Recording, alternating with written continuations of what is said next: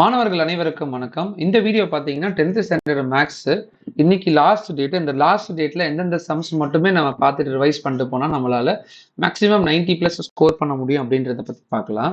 So இதெல்லாம் ஏற்கனவே நம்ம ஒரு வீடியோஸ் பார்த்துருக்குறோம். இதெல்லாம் நம்ம படிச்சா அப்படின்னு ஃபுல் மார்க் எடுக்கிறதுக்கு சென்டம் எடுக்கிறதுக்கு சில சம்ஸ் பார்த்துருந்தோம் இல்லையா?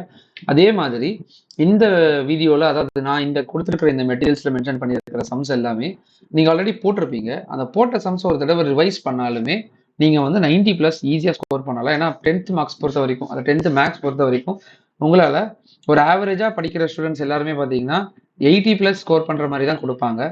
ஸோ அதை தாண்டி நீங்க 90, 100 எடுக்கணும்னா நீங்க நிறைய எஃபோர்ட்ஸ் போடணும். சும்மா கிடையாது. ஏன்னா நீங்க எழுத போற ஒரே ஒரு அட்டம்ப்ட் பெஸ்டா கொடுக்கணும் அப்படின்றது எங்களோட விருப்பம். நீங்களும் நிறைய ஆசைப்பட்டிருப்பீங்க மேக்ஸ்ல நல்லா மார்க்ஸ் கொடுக்கணும் அப்படின்னு.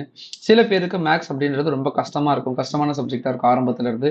ஏன்னா அவங்களுக்கு அமைஞ்ச டீச்சர் சரியா இருக்காது, அவங்களுக்கு சில சம்ஸ் சரியா புரிஞ்சிருக்காது, அப்படியே சாதாரணமா விட்டுட்டு இருப்பாங்க. அது இப்ப இந்த சூழ்நிலையில வந்து ரொம்ப கஷ்டமா தெரியும். அதெல்லாம் மாத்தணும் அப்படின்னா சில முயற்சிகள் நம்ம எடுக்கணும்.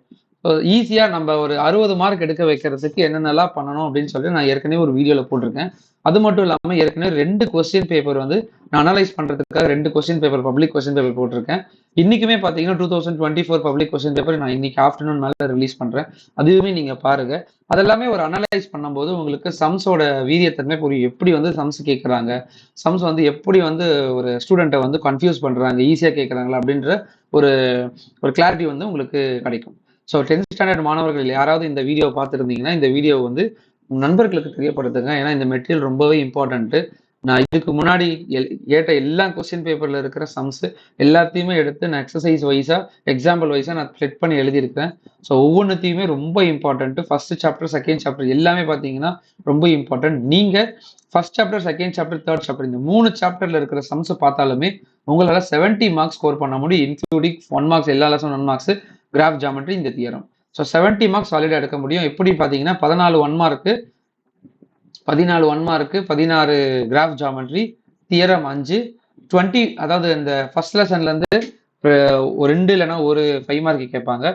செகண்ட் லெசன்ல இருந்து ஒரு 1 இல்லைன்னா 2 5 மார்க்கு கேட்பாங்க. தேர்ட் லெசன்ல இருந்து மேக்ஸிமம் 3 5 மார்க்ஸ் கேட்கறதுக்கு வாய்ப்பு இருக்கு. ஸோ டோட்டலா 6 5 mark, 6 5 மார்க்குனா 30 mark.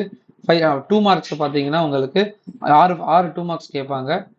So 6 2 mark 12 mark. இப்போ இது டோட்டல் பண்ணீங்கன்னா உங்களுக்கு தெரியும் 30 60 70 72 77 மார்க் வந்து நீங்க வெறுமனே தேர்ட் சாப்டர்ல இருந்து படிச்சாலே ஸ்கோர் பண்ணலாம்.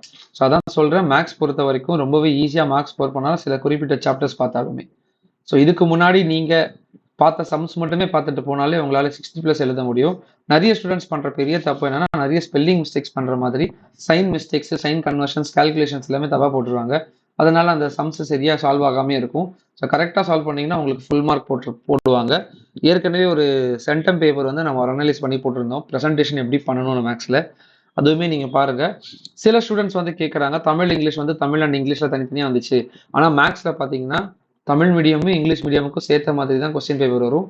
நீங்கள் எந்த மீடியமோ அதை மட்டும் நீங்கள் பார்த்து எழுதுங்க. தமிழ் மீடியம் பார்த்து டைம் வேஸ்ட் பண்ணி கன்ஃபியூஸ் ஆகிடாதீங்க, சரிங்களா? ஸோ இப்போ என்னென்னலாம் பார்த்தா நம்மளால ஈஸியாக ஸ்கோர் பண்ண முடியும் அப்படின்றத சொல்கிறேன். 1 மார்க்ஸ் வந்து நீங்கள் எல்லா புக் பேக் லெசன்ஸ் 1 மார்க்ஸ் மட்டுமே பார்த்தாலே போதும். உங்களால் 12லேருந்து 13 1 மார்க்ஸ் சாலிடாக அட்டன் பண்ண முடியும். சில 1 மார்க்ஸ் பார்த்தீங்கன்னா நீங்கள் சால்வ் பண்ணுற மாதிரி இருக்கும். சம்ஸ்லேருந்து 2 மார்க்ஸ் சம்ஸ் மாதிரி கேட்பாங்க. அது சால்வ் பண்ணிங்கன்னா உங்களுக்கு ஆன்சர் கிடைச்சிடும்.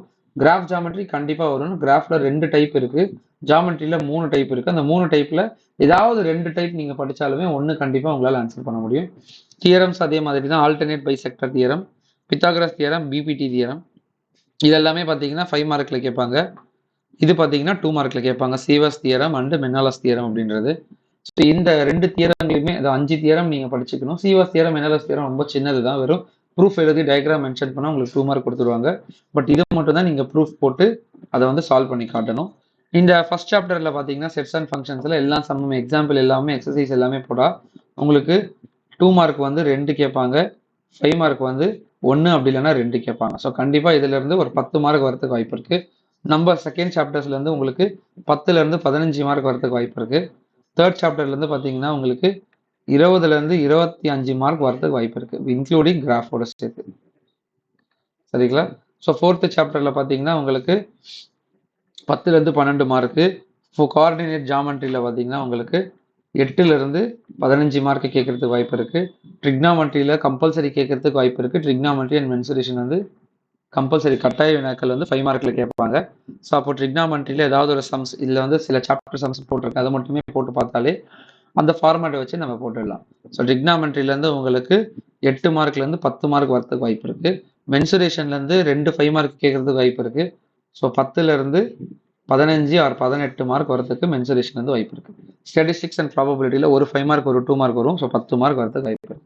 ஸோ ஒவ்வொரு சாப்டர்ஸ்லேருந்து குறைஞ்சபட்சம் 10 மார்க் வரும். நீங்கள் ஆப்ஷன்ஸில் போக பேலன்ஸ் இருக்கிற சம்ஸ் நீங்கள் அட்டன் பண்ணாலே, உங்களுக்கு தெரிஞ்ச சம்ஸ் அட்டன் பண்ணாலே மேக்ஸிமம் ஸ்கோர் பண்ணிடலாம். ஸோ இதோட பிடிஎஃப் வந்து நான் டிஸ்கிரிப்ஷனில் கொடுக்குறேன், நீங்கள் டவுன்லோட் பண்ணிக்கோங்க.